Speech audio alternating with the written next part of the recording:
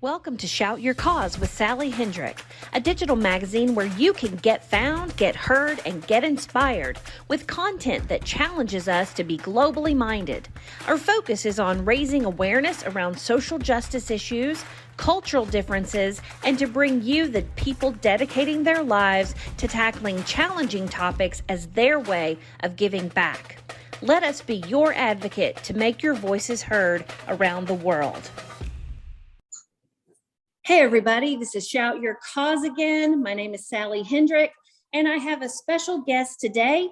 Her name is Jess Piper. She is a former teacher who is running for House District Seat 1 in Northwestern Missouri. Welcome, Jess. How are you? Hi, Sally. I'm doing well. Thanks for having me on.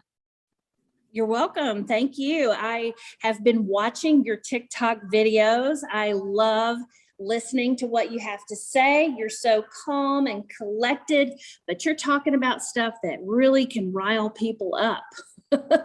It happens. Yeah, it does.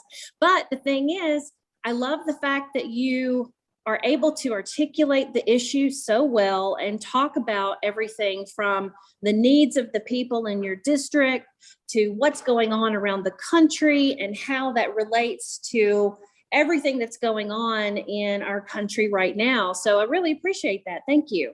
Yes, thank you. I think speaking calmly when things are really upsetting to us is a kind of a trait of teachers, I'd say. Oh, yeah, I can see that. I can see how that works. So in your teaching career, you were teaching what? I taught American Lit for the last 6 years to juniors. And before that, I taught other versions like British Lit and even taught some middle school at the beginning of my career. So I just finished up 16 years and stepped away so that I could work on campaigning full time. Well, that's really brave of you. I commend that very much. That's not an easy transition to make. But I also want to bring up that you probably can see a lot of what goes on in history through the literature that you've taught. Yeah, in fact, the last decade of my career, I spent a lot of time working with scholars from around the country on African American history. History is really my passion. I planned to be a history teacher, but when I went to college, I had an advisor say, you know, you're really going to be up against all the football coaches. Why don't you try English? And so I was like, well, I enjoy English too, especially literature. So I went that route. But I've always taught literature through the lens of, history and using the context of the time period. And anyway, I really got interested in African American literature. And then I started teaching the history of slavery through American Lit. And toward the end of my career, I was traveling the country teaching other teachers how to implement the history of slavery into their American literature classes. Well, and that makes a lot of sense. I also am very curious about the fact that you said that coaches end up teaching history. I remember this. Yep. Go ahead. It's really common. And whenever I bring that up, people are like, wait, you're right. And oftentimes,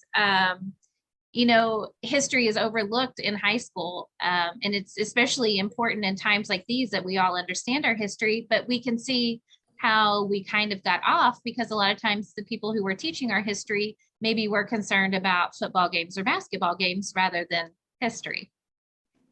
I also remember that the coaches taught health class too. Yep.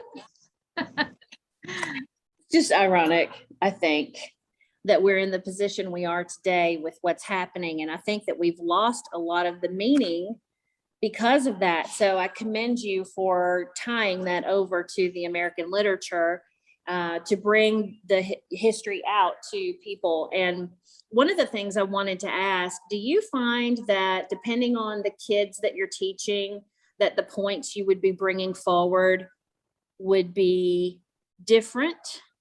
Like if you had a different group of kids versus, regular, I don't know. Yeah, well, in my community, I was teaching white children in general. About 98% of our community is white. I'm a white teacher. And so to me, what really happened is kids were really interested in things that they had never heard of before. I know for myself that I graduated in the early 90s. I graduated high school in the early 90s. And when I went to college, I realized that I didn't know a whole lot of things that I should have known. I hadn't read any literature by authors of color. I found an African-American history class and I was hooked because I'd never heard these things before. And so when I'm teaching high schoolers, that happens a lot with them. They're like, I had no idea. And so I think it probably is different, in different communities, because these white kids that I was teaching in general didn't have a chance to see things outside of their own community and their own lens. And so when you bring it to them, through a different lens, they're able to sort of grasp what's going on in the world. That makes a lot of sense. And I agree with you about not being exposed to a lot of that until later. I remember my college courses that were historical, history. We had to do American history, before 1865 and then post 1865. And I happened to have for the post 18, when was Andrew Jackson? What's his time frame? He would have been post. Okay, so the post history, 1865 and after, I had actually, I know what it was. It was 1865 to like sometime in the 1900s. And then after that, like World War II or something was the marker.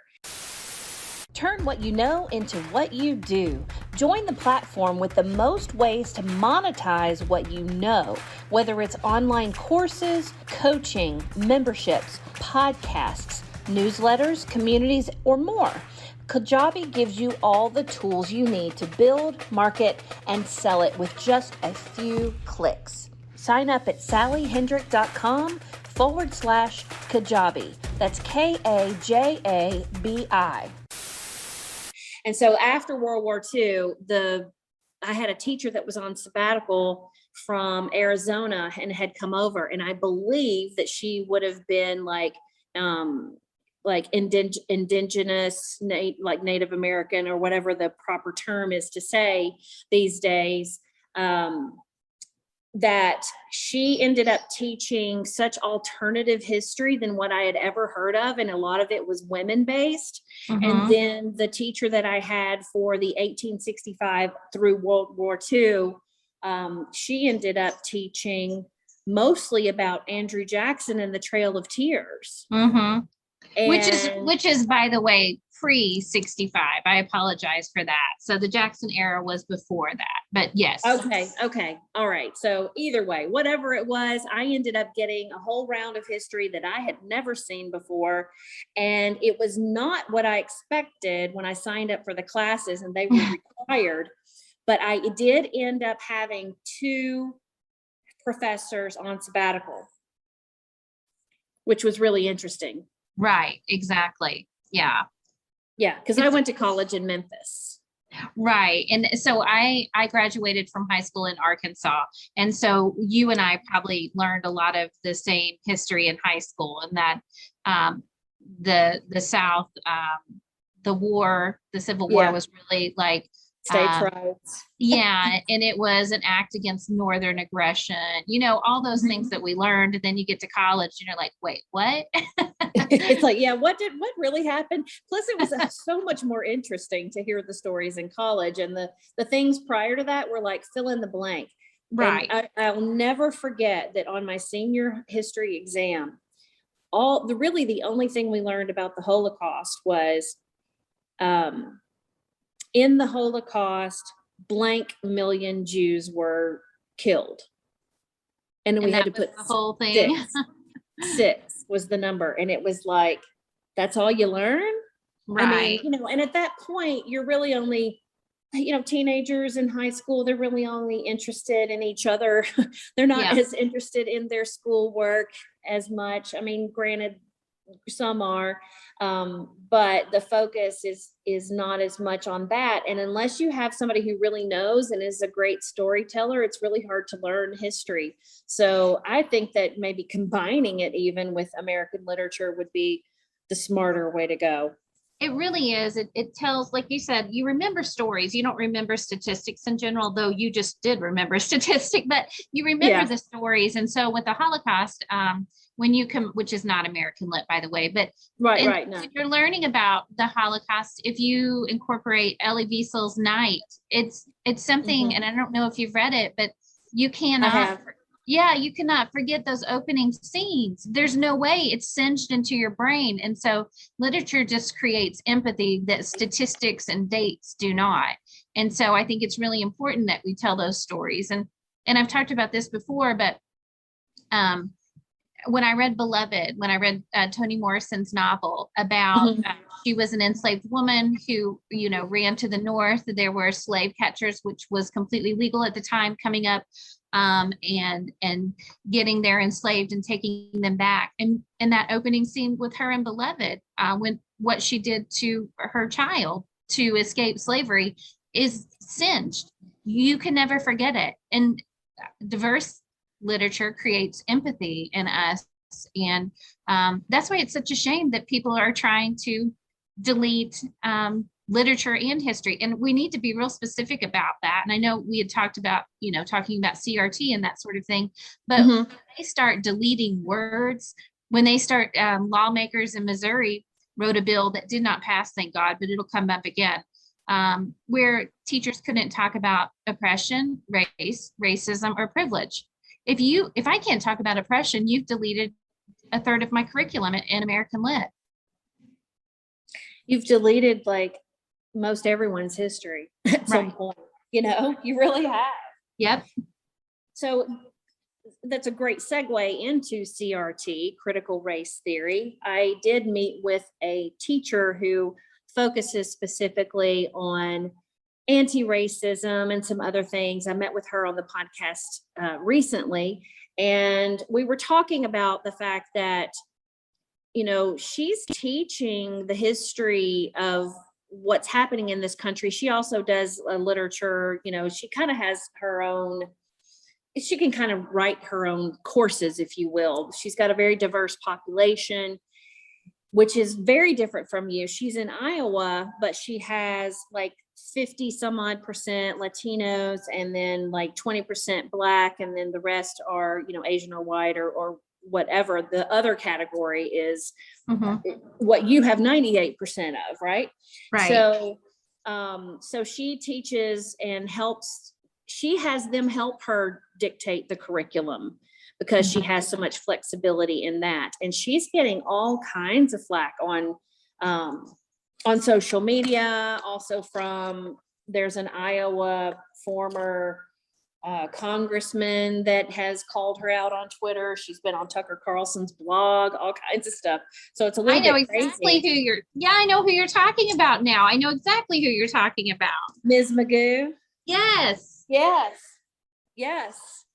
So I feel her pain. And honestly, I walked away last year so that I could focus on campaigning, but it's been a burden lifted because I know probably what I would have faced had I gone into the classroom this year and taught the way I've always taught. And I would have been a target for sure, and probably ended up being at the end of somebody's tweet, you know, some lawmaker's tweet in Missouri. Would you rather work or would you rather play? If we're going to go through all of this business building stuff, it better be for something that we love doing, right? Take a moment to do this quick life purpose challenge to discover what makes you truly happy. It's free. Visit sallyhendrick.com/life purpose. well, and not just that, she already teaches the diverse population. And so she has a lot of support from her school because, I mean, the parents, they're diverse as well. And they're not going to be against what she's doing. She helps them all the time in things that they do out in the community. And so they love her. But if you're in a district where it's 98% white, you're going to have a lot more pushback from your community. Yeah. And yeah, I couldn't imagine. Yeah. And I will say that my community has overwhelmingly been very supportive of the way I teach. I'm really lucky that I was teaching in a town in my district where we have a university. And so with the university often comes a population of folks who, you know, understand education, understand educators, that sort of thing. Right. So I was really lucky there. I mean, there were the outliers that were, you know, very upset. I've had, you know, some messages and that sort of thing, but in general, the parents were, if they weren't on board, I didn't know it. I'll say that. Well, you're very lucky then. Yeah. But it also says a lot for the fact that instead of staying in a position where maybe you're having to deal with this catch-22 situation, it's like everywhere you turn, you're having problems and you can't, you know, make any headway, but instead you've risen to this level of, okay, now I'm going to run for office. Right. Yeah. And so moving in that direction with what we can talk about, let's talk about masks and school and COVID, the pandemic, this whole underlying, almost like a sneaky little way of trying to create private school vouchers using these issues, these health issues, as political pawns. Yeah. And you know what? It has been sneaky up until this last little bit. And now it's blatant. It is completely in our face. And I feel like they don't care. And I can point to a couple examples of Florida right now is really working over their public schools. Governor DeSantis has, you know, prevented schools from mask mandates. And then yesterday he came out and said, you know what, if you go against my prohibition of mask mandates, I will not pay your superintendents. I will recall any money spent for your Board of Education. And they've been real adamant from the beginning. There was a state representative from Florida. His name was Randy Fine. And he put on his public post on Facebook that he was going to preempt any school from mandating masks. He was very, you know, direct about it. In the comments section, there were several moms that said, you know, my kids aren't going to be safe if they can't mask. What can I do? And he said, hey, call my office and I bet I can get you a private school voucher where they will require masks. And that was a moment where you're just like, your jaw hits the floor. You're like, wait, you're defunding public schools by sending these parents who want mask mandates into private schools, into charter schools. It's just in your face. We know that public school has been attacked for a long time. And I need to tell you real quick about charters. Charter schools, there's no charter schools in my area, none. If I wanted to send my kid to a private school, she would have to drive, you know, I'd have to drive 57 miles to the nearest private school. So that's not an option in Missouri. When they talk about privatization, when they talk about ESAs, which are scholarships for charter schools or private schools, the only thing that does in rural areas is defund our schools because we don't have a choice. And so it's been coming for a long time, but it's just completely in our face now. So whenever somebody applies for a voucher for a private school, is there an application selection process? What happens? So with charter schools, and I must preface this by saying, I'm not saying charter schools are bad, but charter schools select their students. And you'll hear people say they're public schools. They're not. Public schools are public schools. Now, anyone can put the name public in their charter, in their title, because no law prohibits that. So you'll see a lot of charters using public funds that we all pay into, and they take those funds and they make a little school and they select their children and they select what they're going to teach, and they can kick out anyone they'd like to, or they can refuse medically fragile children. They can refuse children with disabilities. And they take that money from the public school and now it's in private hands with a private board where they can make money off of these kids. The public school is still required to offer all of these programs to everyone, but now they're defunded. because now they have fewer students, but they still in general have the same kids who have IEPs, 504s that need, extra help.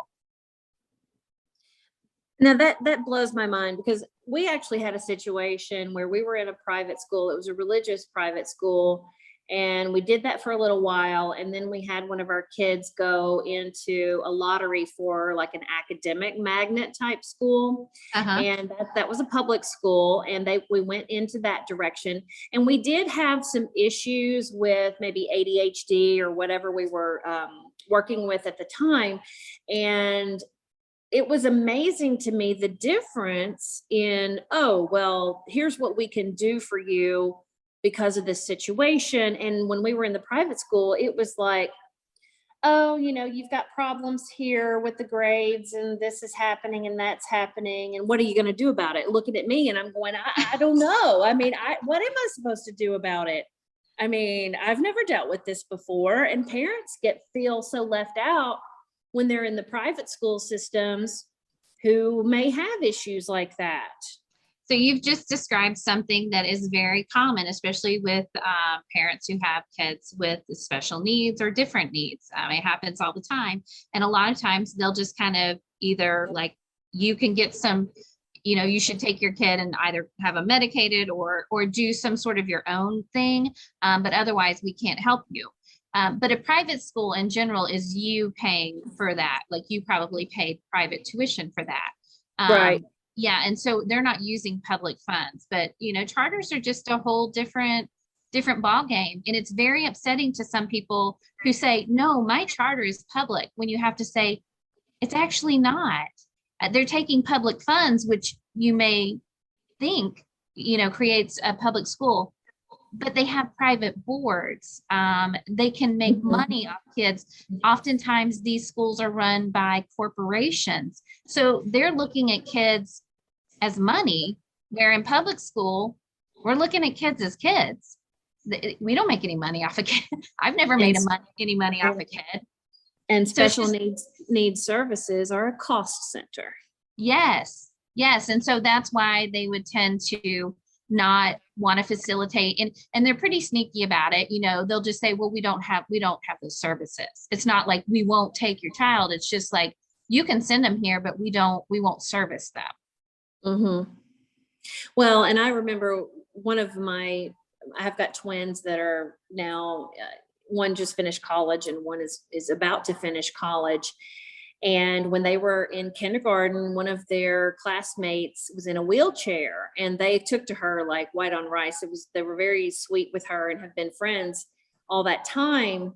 And she was not actually going to be admitted to the school. It was a Catholic school, but her great aunt is a nun that was actually a part of the administration of the school.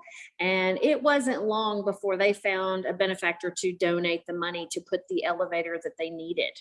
Yeah. So, but that, like you said, the average child in a wheelchair, it wouldn't be accessible to her. Right. And I didn't realize the details about that until later. And it was like, oh, so they actually have this opportunity to discriminate based on that, or at least to say, I'm sorry, but she won't be able to, go to the cafeteria. She'll have to eat alone in the classroom for her entire, elementary and junior high career. So, so as far as like what's happening with the mask mandates and moving people into this, oh, well, let me find you a school with the voucher to find a school that doesn't require masks. And then, but they're not requiring them in the public schools anyway. So I don't see how they're thinking that's going to work. That's ridiculous. You're literally slicing pennies. You're slicing the population into all of these different groups of like, same. Do you want to stand out from the crowd with your content? Come discover how to market yourself as an expert, as a change maker, as a positive influence on other people's lives. With the Exponential Marketing Club, you will learn the ins and outs of content marketing that makes a difference in the world. Visit sallyhendrick.com/club. Right. So the whole movement with CRT, and I follow a great person. She's an author and also an educational podcaster herself. Her name is Jennifer Berkshire, but she's done a whole lot of research on the way that the government and government officials are trying to defund public education. And a lot of people say, why public education? Well, because it's the last great frontier that is our publicly funded thing that works, right? We've already privatized things like prisons. We outsource road work to different groups. And so it's the last great frontier for a huge pot of money. And you better bet your socks that people want their hands on that money. So that's the reason, because a lot of people are confused. Like, why would we defund schools? That's the reason. There's a huge pot of money that is supposed to educate everyone. And instead they're like, well, what if I created my own school? So it's morphed from, at the beginning of the summer, we heard lots of rumblings about critical race theory, okay? And then it's morphing into anti-mask. And you'll realize that all of these people, and then it goes into privatizing schools, they're all the same people. When you look at the groups that are showing up to Board of Education meetings and all that, it's the same people, it's the same legislators. And so if I hear a politician going on a rant about critical race theory, the first thing I think of is, and the first thing I look up, are they pro-privatization? And I guarantee you're going to find that connection as soon as you look at what they've said and what they support. And of course, there's money behind that somewhere coming from someone. I guess that money trail needs to be figured out exactly who it is. Yeah. What do you do? Well, a lot of these corporations own these schools, and then it's kind of like, I'll scratch your back, you scratch mine. Yeah. I'll fund your campaign if you will make sure that my school stays open. So then your legislator, and ALEC is ALEC. I can't remember what it stands for at the moment, but it's a conservative group that writes legislation for legislators across the country. And so you'll see it like the same bill that they put through in Idaho is like word for word the same thing that went through in Oklahoma. So they're just using the same exact bill. And at that point, you have to think, how are all these people connected? And, Sally, like anything else, if something doesn't make sense, you follow the money.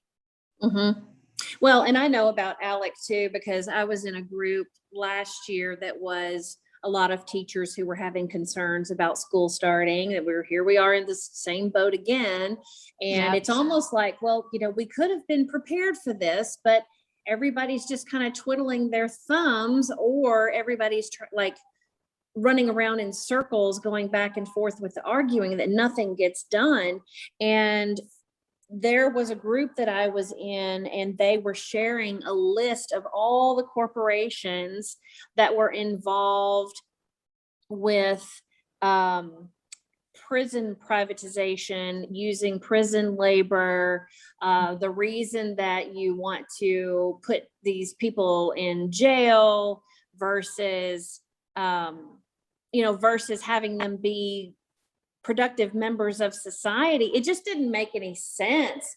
And so it really got heated because this list was being added to. Somebody was doing amazing work and has been adding to it ever since. And then they talked all about the ALEC. I don't know if it's a PAC or what it is, but they basically, like you said, they write the legislation. And then there was a video of one of the senators somewhere that presented legislation and didn't fix one of the footers or a subtitle or something. And it was like, did you just copy paste this? Because this is what it says here, Right. And I looked it up just so I could say it's the American Legislative Exchange Council. And so they act like they're just, sharing ideas when they're not. You are exactly right. It's a copy paste job.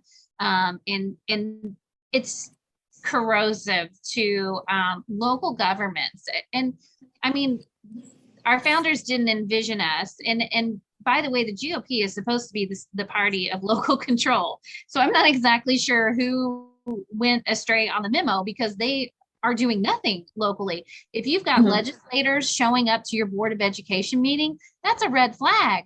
Local school boards should decide local school curriculum. And you've got folks from, like in Missouri, Jefferson City, they're coming down to, to counties and to cities that they don't even represent. Like, what is going on? You don't belong here. That's local control.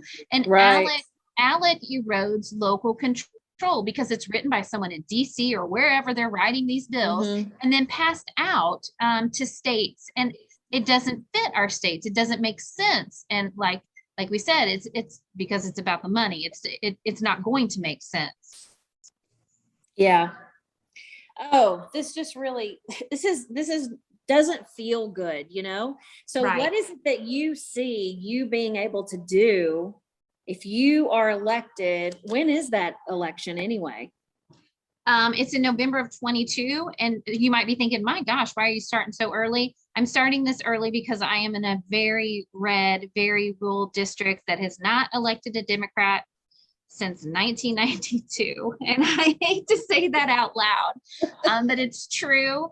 And they have never elected a woman to represent the district. And I'm not here to be on the ballot. A lot of people are like, just get a Dem on every ballot. And I'm like, no, there's no way I'm signing up for this unless I'm in it to win it.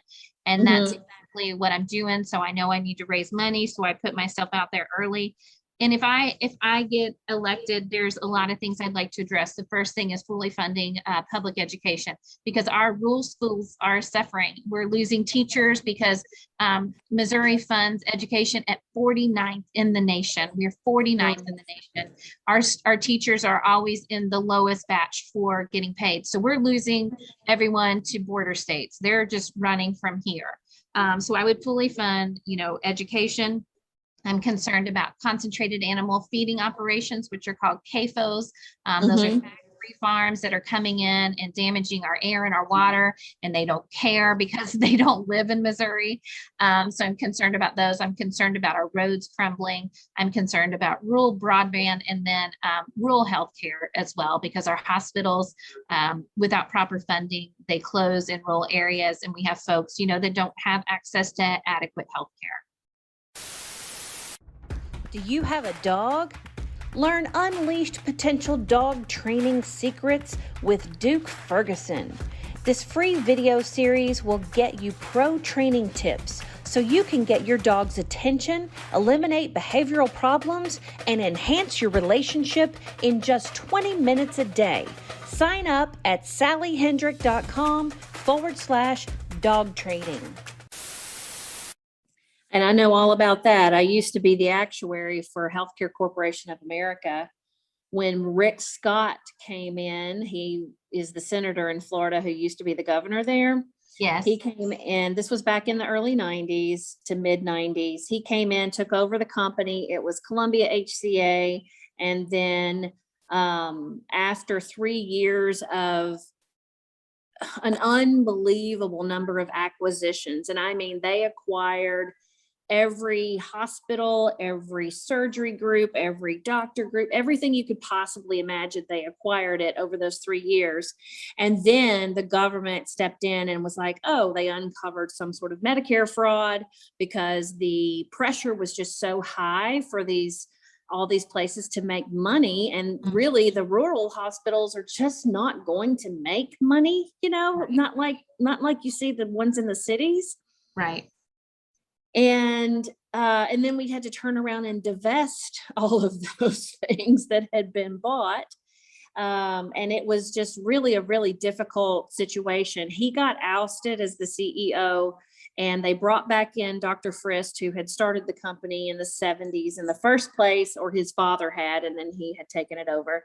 And he came out of retirement to run the company. And it's like everything changed. Everything went back to, let's make this more efficient. Let's look at how we can run this smoothly. Let's really run this the way we need to run it. We're going to divest these hospitals, and we're going to make 2 more companies that are viable companies, or whatever it was they were doing. And it was just a better place to be.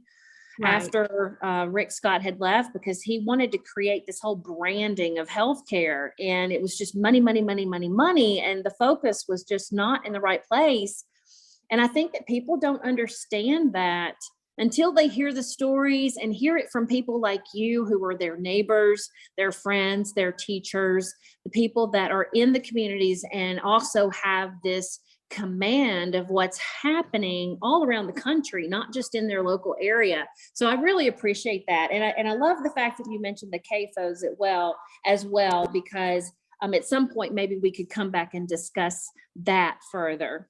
Absolutely. And just touching on that for just a second, a lot of folks, especially in my area, there's a lot of anti-Biden sentiment, but basically because he's a Democrat. But the Biden administration just last week signed some executive order saying that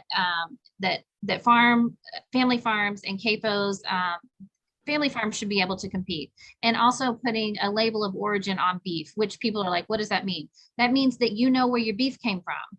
I know where mine came from because I grow it, but other people don't. And you should be able to know that it was raised in this place, it was butchered here, it was processed here. But right now you don't know that. And so the Biden administration is really coming through for family farmers. And I think if we get that message out, that's going to change minds in rural America. Cory Booker is writing a bill right now against CAFOs, Cory Booker. And so I think that people need to know they're fighting for us. Yeah. And I love that. I've spent a lot of time in Europe, and we have really great friends in Germany, and they have this brand in the grocery stores that's called bio something. And whenever you pick up a shrink wrap thing, styrofoam thing of meat, or they don't use styrofoam, they use like paper, thicker paper. But anyway, you pick that up, it's got a number on it. And you can literally go to a nearby farm, and every every cow has a tag on their ear with that number. And so when that meat is processed, it's one cow. Right. And you get the same label on the package that you pick up at the grocery store. Yeah. Yeah. That's important. Right. It is. And that helps family farmers. In Missouri, I mean, we've lost an entire generation of hog farmers to corporate producers, to people like Smithfield. 50% of the pork that we eat in America is foreign owned. 50%. And during the pandemic, we realized what happens when we don't have control of our own food supply. We went to the grocery stores and there was no meat. It was because it was a foreign owned company, and they're going to worry about taking care of their folks before they take care of Americans. I agree with you. And I love the fact that you are looking to champion that cause as well. So what about your hope for the future? What are you seeing happening? What do you want to see? My whole thing about running is that progressive folks in Missouri have no representation. We are not represented at all. We have a supermajority, a GOP supermajority. You know what? The Democrats don't even have to show up to work because the Republicans have a quorum without them. So just to even have a voice, just to give a voice to folks that aren't necessarily, in line with the GOP, I'm really hopeful that we can make changes in Missouri and that my grandkids will stay here. And that my kids can find gainful employment here, and I get to be around them, because as it is right now, they're likely to leave to find employment, or because of things like abortion bans and right to work legislation and keeping our wages low. It makes it a struggle. And so my big thing is progressive voices. We're out here, and I don't care who I represent. I want to have their best interest at heart. I don't care if they're flying a "screw you, Biden" flag right now. I want I want to help you, and I want your children to do well in school, and I want them to have health care, and I want us all to have, a better world. And it starts really local. It starts, in our states and our local communities. Thank you. I love that. Thank Love you. that. All right. Well, that's it for today for Shout Your Cause. Everybody, please subscribe to the podcast and visit our website for show notes and for an opportunity to, get more information on our articles and other podcast episodes. And we will talk to you soon. Thank you. Thank you for listening today. My name is Sally Hendrick. Be sure to visit our website for show notes and more information on how you can inspire others. If you would like to contribute content to our magazine, please apply on our website at shoutyourcause.com.